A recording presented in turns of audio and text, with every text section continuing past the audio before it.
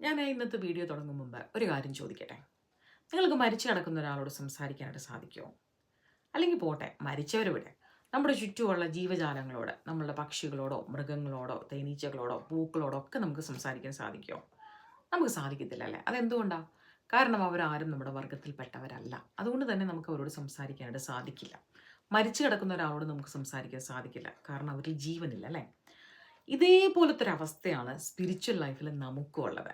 ജീവനുള്ള ദൈവവുമായിട്ട് കണക്റ്റഡ് ആകാനായിട്ട് ആത്മാവിൽ മരിച്ചു കിടക്കുന്നത് നമുക്ക് സാധ്യമല്ല. കാരണം എന്തുകൊണ്ടാണെന്നറിയാമോ? അതറിയണമെങ്കിൽ യോഹന്നാന്റെ സുവിശേഷം 4-ാം അധ്യായം അതിൻ്റെ 24-ാമത്തെ വാക്യം എടുത്തു കഴിഞ്ഞാൽ അവിടെ എഴുതി വെച്ചിരിക്കുന്ന ഇങ്ങനെയാണ്: ദൈവം ആത്മാവാകുന്നു. ദൈവത്തെ ആരാധിക്കുന്നവരെ ആത്മാവിലും സത്യത്തിലും ദൈവത്തെ ആരാധിക്കണം. അല്ലെങ്കിൽ ദൈവവുമായിട്ട് കണക്ട് ചെയ്യാനായിട്ട് ആഗ്രഹിക്കുന്ന ആൾക്കാരെ ദൈവത്തെ എങ്ങനെ ആത്മാവിൽ ആരാധിക്കണം, ആത്മാവിൽ നമ്മൾ ദൈവവുമായിട്ട് കണക്റ്റഡ് ആകണം.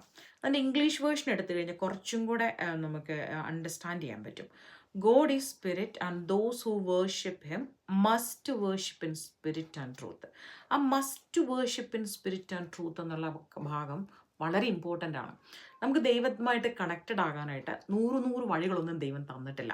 ഒരു വഴി മാത്രമേ നമുക്ക് തന്നിട്ടുള്ളൂ. അത് ആത്മാവിലൂടെ മാത്രമേ നമുക്ക് ദൈവത്തെ ആരാധിക്കാനും ദൈവവുമായിട്ട് കണക്റ്റഡ് ആകാനും സാധിക്കുകയുള്ളൂ. പക്ഷെ അങ്ങനെ ആകണമെങ്കിൽ നമ്മൾ എന്ത് ചെയ്യണം അല്ലേ? ഇങ്ങനെ ഈ ദൈവവുമായിട്ട് ആത്മാവിൽ കണക്റ്റഡ് ആകാനായിട്ട് എന്തെങ്കിലും വഴി നമ്മുടെ മുമ്പിൽ നമുക്ക് ചെയ്യാനുണ്ടോ? അതിനെക്കുറിച്ചുള്ള ഉത്തരം യോഹന്നാന്റെ സുവിശേഷം 3-ാം അധ്യായത്തിൽ നിക്കോദോമോസിനോട് കർത്താവ് പഠിപ്പിച്ചു കൊടുക്കുന്നുണ്ട്. അത് 3-ാം അധ്യായത്തിൻ്റെ 5-6 വാക്യം എടുത്തു കഴിഞ്ഞാൽ അവിടെ നമുക്ക് അറിയാൻ പറ്റും. വെള്ളത്താലും ആത്മാവിനാലും ജനിച്ചില്ല എങ്കിൽ ദൈവരാജ്യത്തിൽ കടപ്പാൻ ആർക്കും കഴിയുകയില്ല. ജഡത്താൽ ജനിച്ചത് ജഡമാകുന്നു, ആത്മാവിനാൽ ജനിച്ചത് ആത്മാവാകുന്നു. അപ്പോൾ ഈ ജഡത്തിന് സ്വർഗത്തിലേക്ക് പോകാനായിട്ട് സാധിക്കില്ല, പക്ഷെ നമ്മുടെ ആത്മാവിന് പോകുവാൻ സാധിക്കും. ആത്മാവിന് പോകണമെങ്കിൽ എന്തായിരിക്കണം? ദൈവവുമായിട്ട് കമ്മ്യൂണിക്കേറ്റ് ചെയ്യണമെങ്കിലും സ്വർഗരാജ്യത്തിൽ കടക്കണമെങ്കിലും നമ്മുടെ ആത്മാവ് വീണ്ടും ജനിച്ചിരിക്കണം. ഭാഗ്യവശാല് ഈ വെള്ളത്തിലും ആത്മാവിലും ജനിക്കുക എന്നുള്ള പ്രക്രിയ ഒരുമിച്ചാണ് നടക്കുന്നത്. നമ്മൾ എപ്പോഴാണോ ബാപ്റ്റിസം എടുക്കുന്നത് അല്ലെങ്കിൽ വെള്ളത്തിൽ വീണ്ടും ജന്മം പ്രാപിക്കുന്നത്, അതേ സമയത്ത് തന്നെ ദൈവം നമ്മുടെ ആത്മാവിന് ജീവൻ നൽകും.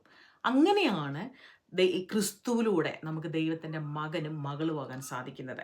അങ്ങനെ ആകുമ്പോഴാണ് ഞാൻ ഇന്നലത്തെ വചനത്തിൽ പറഞ്ഞതുപോലെ, ഇന്നലത്തെ വീഡിയോയിൽ പറഞ്ഞതുപോലെ, യോഹന്നാന്റെ സുവിശേഷം 17-ാം അധ്യായത്തിന് 23-ാം വാക്യത്തിൽ പറയുന്നത് പോലെ, ക്രിസ്തുവിനെ ദൈവം എങ്ങനെ സ്നേഹിച്ചോ അതേപോലെ തന്നെ ദൈവം നമ്മളെ സ്നേഹിക്കുവാൻ തുടങ്ങും. ദൈവവുമായിട്ടുള്ള ബന്ധം കണക്റ്റഡ് ആകാൻ തുടങ്ങും. Thank you.